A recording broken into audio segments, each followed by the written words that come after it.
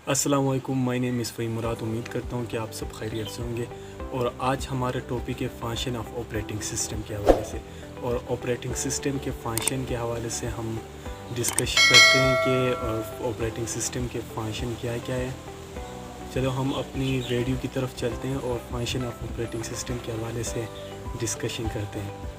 Function of operating system में जो हमारे पास है, जो पहले नंबर पर आते हैं वो है processing management system. Processing management system क्या होता है? प्रोसेसर को हम सीपीयू बोलते हैं। और मल्टी प्रोग्रामिंग क्या होते हैं? देखिए, एक सीपीयू हो और एक प्रोग्राम हो, वो आपका मल्टी प्रोग्रामिंग इन्वायरमेंट होता है। और एक सीपीयू हो और एक प्रोग्राम हो तो वो आराम से एग्जीक्यूट होगा। एक ही प्रोसेसर हो आपके पास में भी मल्टीपल भी हो, हम कंसिडर कर रहे हैं कि एक ही प्रोसेसर है।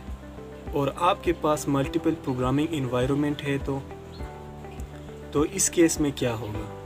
कौन मैनेज करेगा कि कौन सी प्रोग्राम को, कौन सी प्रोसेस को सीपीयू मिलेगा और कौन सी प्रोसेस या प्रोग्राम को सीपीयू नहीं मिलेगा।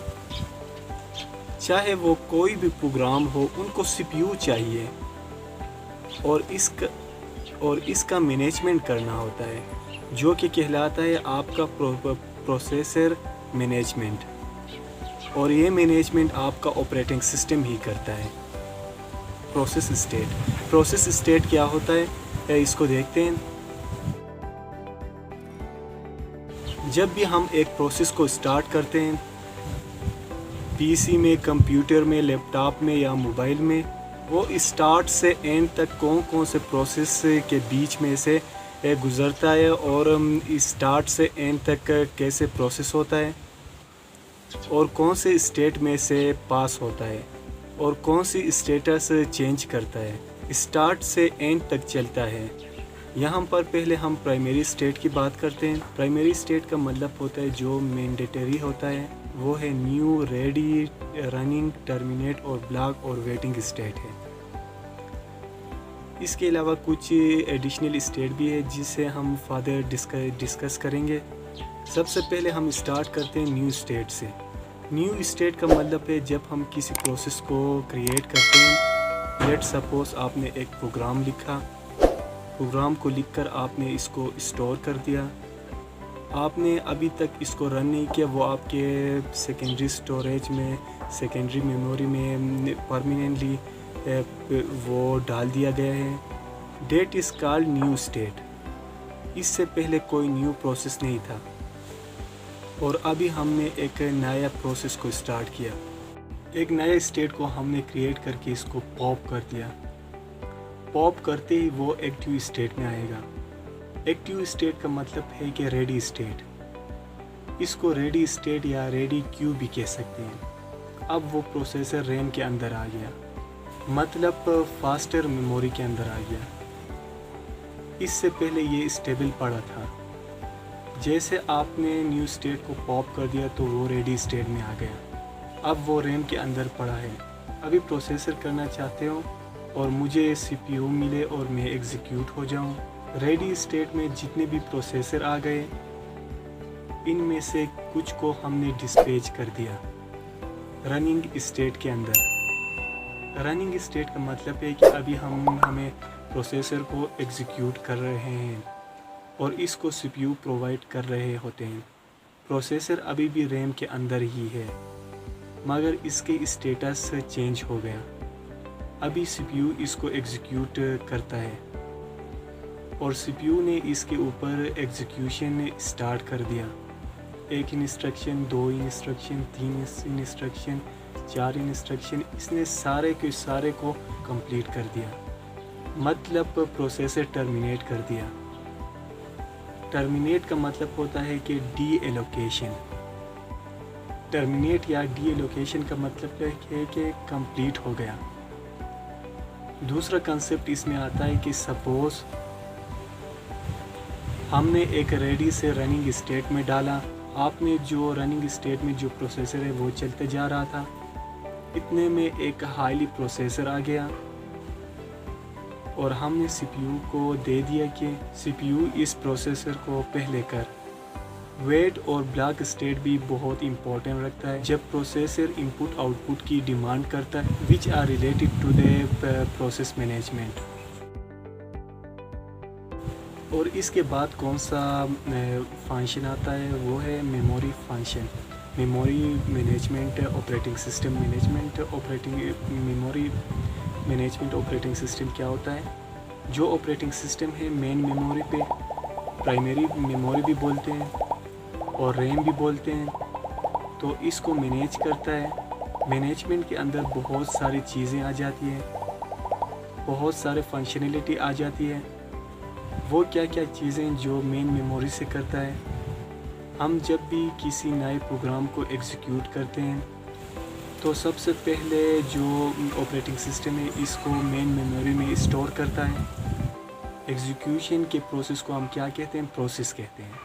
ऑपरेटिंग सिस्टम आपका ये सारे के सारा कैलकुलेट करके रखता है जो हमारे पास मेन मेमोरी है, रैम है, इनका कौन सा पार्ट इस्तेमाल है और कौन सा पार्ट इस्तेमाल नहीं है, कितना इस्तेमाल है, कितना फ्री है, ये सारा कुछ ट्रैक रखता है। आपका ऑपरेटिंग सिस्टम मेन मेमोरी से रिलेटेड मल्टीपल प्रोग्रामिंग का रन कर रहे हैं तो ऑपरेटिंग सिस्टम डिसाइड करता है कि कौन सा मेमोरी किसको मिलेगा और इसके बाद कितना मिलेगा और कब मिलेगा। इस प्रोसेस को हम क्या कहते हैं? इसे कहते हैं मेमोरी मैनेजमेंट ऑपरेटिंग सिस्टम। ये भी ऑपरेटिंग सिस्टम के फंक्शन है और ये मेमोरी मैनेजमेंट सिस्टम की थी। और अभी हम जो फंक्शन पढ़ते हैं वो ये है इनपुट आउटपुट मैनेजमेंट सिस्टम। और input output management operating system क्या होता है हम देखते हैं। जितने भी काम एग्जीक्यूट हो रहा है आपके पास डिफरेंट फाइल है, आपने इनको ओपन किया और इनमें कोई ऐड करना चाहते हो, चाहे आप माउस से दे रहे हैं या कीबोर्ड से इनपुट दे रहे हैं, कोई भी काम कर रहे हो, इसको ऑपरेटिंग सिस्टम ही कर रहा है और इसको डिटेक्ट कर रहा है कि डेटा कहाँ से आ रहा है और मुझे इसको कहाँ पर मैनेज करना है। और इसके अलावा कोई नया चीज़ हम डिवाइस से अटैच करें तो फॉर एग्ज़ाम्पल प्रिंटर लगाते हो तो वो मैसेज क्रिएट करता है कि ये जो डिवाइस है ये इंस्टॉल नहीं है। इसके अलावा USB लगाते हैं तो डिवाइस ड्राइवर आ जाता है। आप इनपुट आउटपुट अटैच करते हो या डी अटैच करते हो, जब अटैच करते हो तब भी और डी अटैच करते हो तब भी मैसेज आ जाता है और सिस्टम के मैसेज जनरेट होते हैं और इनपुट आउटपुट मैनेज कर रहा होता है और इन सब को ऑपरेटिंग सिस्टम ही मैनेज कर रहा होता है। और इसके बाद हम जो फंक्शन पढ़ते हैं वो है फाइल मैनेजमेंट ऑपरेटिंग सिस्टम। जब हम कंप्यूटर के अंदर कोई फाइल स्टोर करते हैं तो कंप्यूटर को किस तरफ मालूम होता है कि ये डेटा फाइल है या प्रोग्राम फाइल है, तो इसको एक्सटेंशन दी जाती है। जब हम फाइल को ओपन करते हैं कंप्यूटर को फौरी तौर पर पता चलता है कि किस तरफ पता चलता है, एक्सटेंशन की मदद से पता चलता है ये प्रोग्राम फाइल है। इस अमल को हम क्या कहते हैं? फाइल मैनेजमेंट ऑपरेटिंग सिस्टम कहते हैं। रिसोर्स की एक्चुअल मीनिंग क्या होती है? कंप्यूटर सिस्टम में कोई हार्डवेयर डिवाइस या सॉफ्टवेयर डिवाइस जो इस्तेमाल हो रहा है ऑपरेटिंग सिस्टम से, वो एक रिसोर्स होता है। जैसे hardware, main memory, hard disk, input output, ये सब के सब रिसोर्स है। सिंगल यूज़र क्या होता है इसको डिफाइन करते हैं। एक टाइम पे एक यूज़र काम करता है, वो आपका क्या होता है? सिंगल यूज़र होता है। सिंगल टास्किंग क्या होता है? ऐसा कंप्यूटर सिस्टम जो एक ही बार में एक ही काम करे, वो आपका सिंगल टास्किंग कहलाता है। मल्टी यूज़र क्या होता है? अगर कई कंप्यूटर पर कई यूज़र, अगर किसी भी कंप्यूटर पर कई यूज़र या मैनी यूज़र काम कर सकते हैं, वो आपका क्या होता है? वो आपका मल्टी यूज़र सिस्टम होता है। मल्टीटास्किंग सिस्टम क्या होता है? अगर किसी भी कंप्यूटर सिस्टम पे एक साथ या कई काम एग्जीक्यूट करा सकता है, कई प्रोग्राम एग्जीक्यूट करा सकता है इस सिस्टम पे, वो आपका क्या कहलाता है? मल्टीटास्किंग सिस्टम कहलाता है। अच्छा, रिसोर्स एलोकेशन किसे कहते हैं? अगर आपका सिस्टम हो मल्टी यूज़र हो या आपका मल्टीटास्किंग हो और वहाँ पे जो रिसोर्स है वो इस कंप्यूटर पर डिस्ट्रीब्यूट हो जाएगा मल्टी यूज़र के बीच में, मल्टीटास्क के बीच में डिस्ट्रीब्यूट होगा और इसका एलोकेशन होगा कि कुछ वक्त के लिए कोई और यूज़र यूज़ करेगा। यही चीज़ आपका क्या कहलाता है? ये रिसोर्स एलोकेशन कहलाता है। अभी हम जो फंक्शन पढ़ते हैं वो है डिवाइस मैनेजमेंट ऑपरेटिंग सिस्टम। ये डिवाइस मैनेजमेंट ऑपरेटिंग सिस्टम क्या होता है, इस हवाले से हम देखते हैं। हमारा जो कंप्यूटर सिस्टम होता है इसमें बहुत ज़्यादा एक्सटर्नल डिवाइस लगे होते हैं, जैसे कीबोर्ड, मॉनिटर, एयरफोन, ये सारे एक्सटर्नल डिवाइस होते हैं। जिसे हम डिवाइस बोलते हैं वो आपके कंप्यूटर के सिस्टम के साथ लगे होते हैं। हमारा कंप्यूटर सिस्टम क्या करता है? वो कम्युनिकेट करता है इनपुट और आउटपुट डिवाइस के साथ और उससे कम्युनिकेट करता है ड्राइवर के थ्रू जो आपके सॉफ्टवेयर होते हैं। कोई भी इनपुट आउटपुट आपके सिस्टम के साथ लगे हैं, इनसे कम्युनिकेशन करता है। ये क्या कहलाता है? ये कहलाता है कि डिवाइस मैनेजमेंट ऑपरेटिंग सिस्टम कहलाता है। अभी हम जो फंक्शन पढ़ते हैं वो ये है secondary storage management operating system. ये सेकेंडरी स्टोरेज मैनेजमेंट सिस्टम क्या होता है? आपकी जो USB है, आपकी जो हार्ड डिस्क है, इन सब पर आपकी फ्री स्पेस को देखना, कितनी चीज़ें डाउनलोड है और कितनी चीज़ें जो ऑक्युपाइड हैं, कितनी फ्री स्पेस है, इन सारे को मैनेज करना ऑपरेटिंग सिस्टम का काम होता है। और सेकेंडरी मैनेजमेंट ऑपरेटिंग सिस्टम की जो चीज़ें वो भी ऑपरेटिंग सिस्टम में आ रहे हैं।